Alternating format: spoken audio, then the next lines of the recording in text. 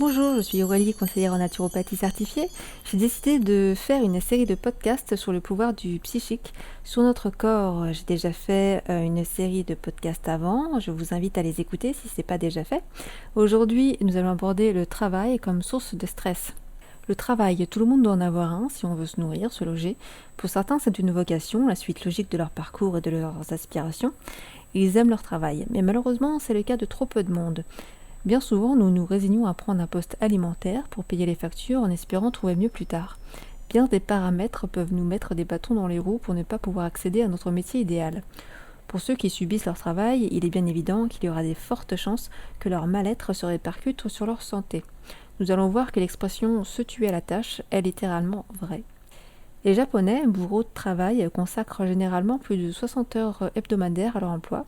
Ils sont bien conscients de l'effet du stress. Ils ont d'ailleurs un terme pour ça, qui s'appelle karoshi, qui est traduit par mort par surmenage. En 1987, le ministre du Travail japonais s'est intéressé de plus près au karoshi. Il a fait des statistiques et a estimé qu'environ 10 000 cas de mort par surmenage se produisent chaque année. Certains avocats et érudits affirment même que ce nombre est égal, voire supérieur au nombre de morts sur la route chaque année. Selon Shunichiro Tashiri, directeur de l'Institut des études médicales à Osaka, je cite, « Les victimes de karoshi sont généralement des cadres moyens en bonne santé, entre 40 et 50 ans, qui ont un travail stressant exigeant plus de 12 heures par jour de présence, 6 à 7 jours par semaine. » Juste avant de mourir, la plupart d'entre eux se plaignent d'une combinaison variée de vertiges, de nausées, de sérieux maux d'estomac. Dans 95% des morts par surmenage, le décès se produit dans les 24 heures après l'apparition des symptômes sévères. Fin de citation. Les Japonais ne sont pas les seuls à subir ce syndrome. Aux États-Unis, où les congés payés n'existent pas, beaucoup d'Américains se résignent à prendre très peu de vacances.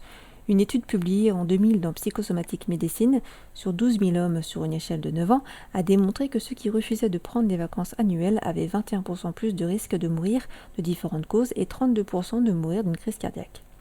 Il existe différents types de stress au travail. Il y a le stress interpersonnel que subissent par exemple les avocats, les représentants du service à la clientèle et tous ceux qui sont persécutés par des collègues, des chefs, des clients.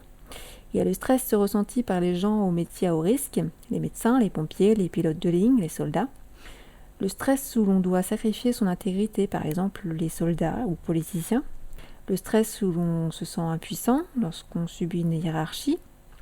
À tous ces stress s'ajoutent différents symptômes, les maux de dos et douleurs musculaires. Le stress répété active l'axe hypothalamo-hypophyso-surrénalien qui réduit le cortisol et augmente la prolactine, accentuant de ce fait la sensibilité à la douleur. Les maux de tête, le cerveau devient trop sensible face au stress et le moindre élancement peut exciter ses nerfs. La tension oculaire, c'est notamment lorsqu'on travaille sur ordinateur. L'insomnie, le niveau élevé de cortisol réduit les niveaux de mélatonine nécessaires à un bon sommeil. La fatigue, ça serait le corps constamment en état de stress qui ne peut plus assurer toutes ses fonctions. Les vertiges, liés au changement du rythme cardiaque, à la tension, l'élévation du rythme respiratoire. Les troubles de l'appétit, quand les niveaux de cortisol sont épuisés, la libération de la leptine peptidique, hormone de la satiété, inhibe l'appétit. Et enfin, les troubles gastro-intestinaux, en cas de stress, la vidange gastrique est retardée, entraînant maux d'estomac et crampes. Aussi, le stress réduit la capacité de l'estomac à se dilater, ce qui stimule les contractions du muscle du côlon et peut entraîner des diarrhées. L'accumulation de plusieurs de ces signes peut signaler que vous êtes victime d'un burn-out. Le terme burn-out est devenu courant dans notre lexique depuis plusieurs années. Dans la langue française, on le nomme syndrome d'épuisement professionnel. C'était 3,2 millions de Français menacés en 2016 et 300 000 à 500 000 salariés en burn-out en 2017. On peut parler de fléau, c'est le mal de notre société moderne. Constamment sous tension, même une fois quitté le lieu de travail, les emails, le téléphone, les ordinateurs, grâce à eux ou à cause d'eux, nous sommes constamment joignables et donc soumis au stress jusqu'au lit. Nous avons vu les ravages du stress, le mal de notre siècle. Il est la source de bon nombre de maux, de maladies, voire de morts.